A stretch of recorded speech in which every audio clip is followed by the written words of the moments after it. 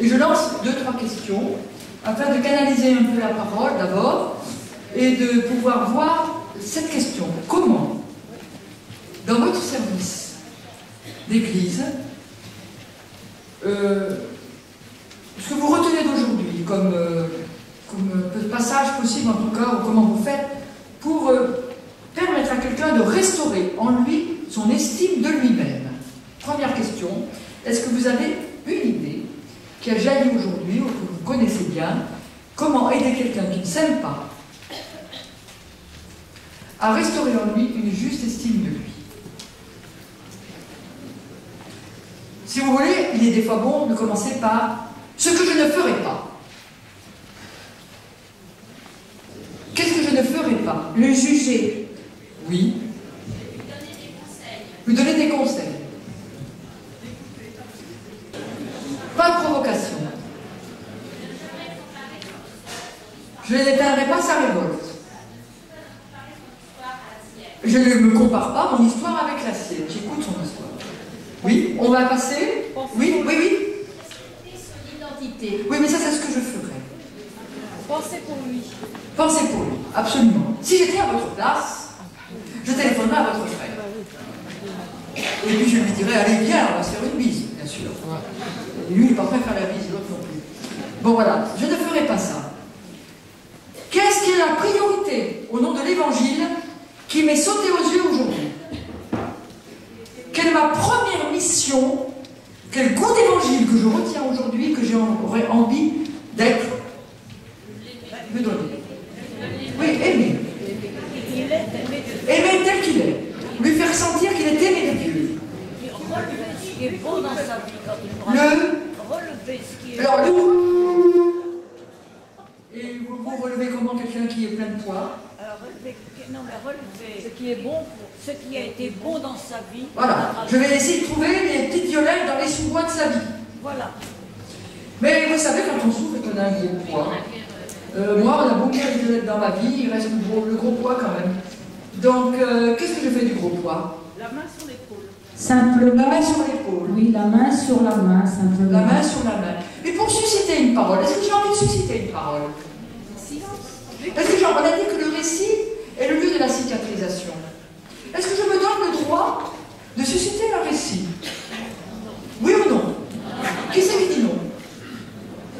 Qui c'est qui dit oui? Moi, je dirais oui. Vous avez entendu toutes les bonnes raisons pour dire oui ou non, donc je ne vais pas juger les réponses, mais il faudrait arriver à susciter un récit.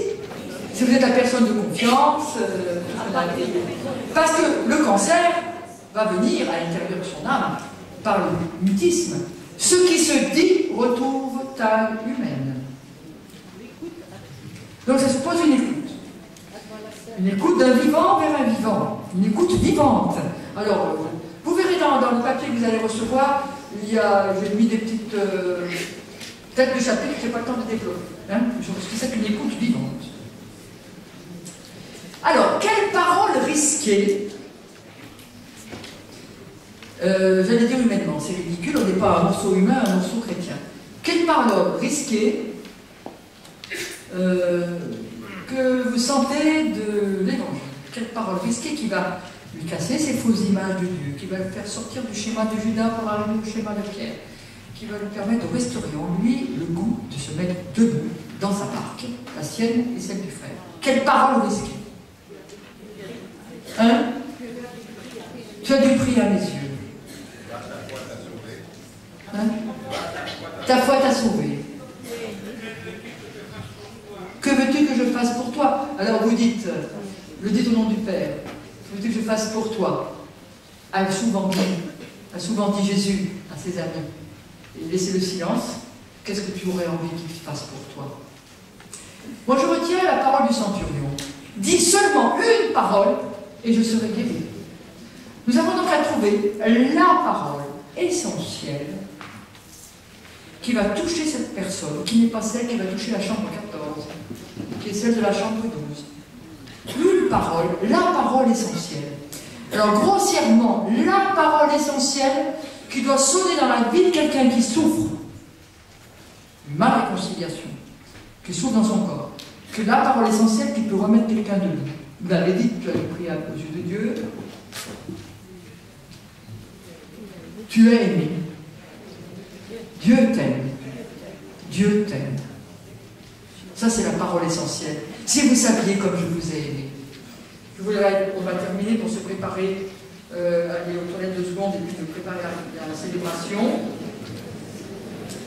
Qu'est-ce que nous avons à nous souhaiter? C'est d'être des bons pains, nous-mêmes. Des bons pains, réconciliés avec nous-mêmes, chauffés à la tendresse de Dieu. Parce que pour chauffer les autres, pour réchauffer les autres, il faut qu'on soit nous-mêmes chauffés à la parole de Dieu, au sacrement de la réconciliation et à l'Eucharistie. Voilà, on fait silence, on n'a pas fini le petit papier rose, on le finit, et en sortant, vous allez avoir un dossier à bien demander.